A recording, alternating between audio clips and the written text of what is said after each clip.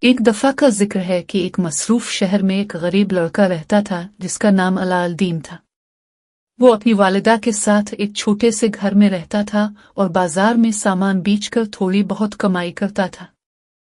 حالانکہ ان کے پاس زیادہ کچھ نہیں تھا، علاء الدین ہمیشہ ایک بہتر زندگی کا خواب دیکھتا تھا، ایسی زندگی جس میں مہم اور دلچسپی ہو۔ ایک دن ایک شخص بازار میں آیا جو بہت خوبصورت کپڑے پہنے ہوئے تھا۔ اس نے دعویٰ کیا کہ وہ علاء الدین کا طویل عرصے سے گمشدہ چچا ہے، حالانکہ علاء الدین نے کبھی اسے نہیں دیکھا تھا۔ اس شخص نے کہا کہ اگر علاء الدین اس کی مدد کرے تو وہ اسے مالدار بنا سکتا ہے۔ علاء الدین اپنی زندگی بدلنے کے لیے تیار تھا، اس لیے وہ اس کی بات مان گیا اور دونوں ساتھ ساتھ صحرا کی طرف روانہ ہو گئے۔ وہ شخص علاء الدین کو ایک گہری غار میں لے گیا جو صحرا کے اندر چھپی ہوئی تھی۔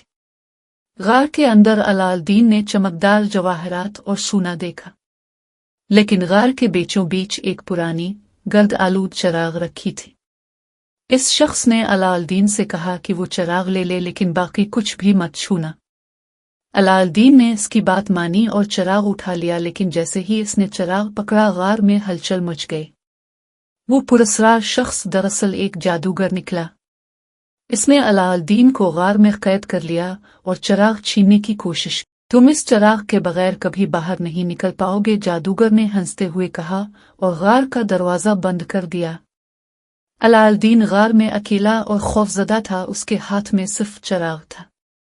مایوس ہو کر علاء الدین نے چراغ کو صاف کرنے کے لیے رگڑنا شروع کیا۔ اچانک ایک بڑا سا دھواں نکلا اور اس میں سے ایک بڑا نیلا جن ظاہر ہوا۔ تم نے مجھے آزاد کر دیا، جن نے مسکرا کر کہا۔ اب میں تمہیں 3 خواہشیں پوری کروں گا۔ علاء الدین اپنی آنکھوں پر یقین نہیں کر پا رہا تھا، وہ ابھی ایک جادوئی مخلوق سے مل چکا تھا۔ علاء الدین نے پہلی خواہش میں جن سے کہا کہ وہ اسے غار سے آزاد کرے۔ جن کی ایک انگوٹھی کے گھومتے ہی علاء الدین باہر آ گیا۔ دوسری خواہش میں علاء الدین نے کہا کہ اسے ایک خوبصورت محل اور اتنی دولت چاہیے کہ وہ ہمیشہ خوش رہ سکے۔ جن نے فوراً یہ سب کر دکھایا اور اب علاء الدین ایک عظیم الشان محل میں سونے چاندی سے گھرا ہوا تھا۔ لیکن علاء الدین نے یہ سمجھا کہ دولت اور طاقت سب کچھ نہیں ہے۔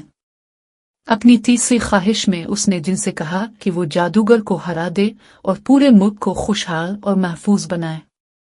جن نے جادوگر کو شکست دے دی اور علاء الدین نے سیکھا کہ سب سے بڑی دولت محبت، بہادری اور سچائی ہے۔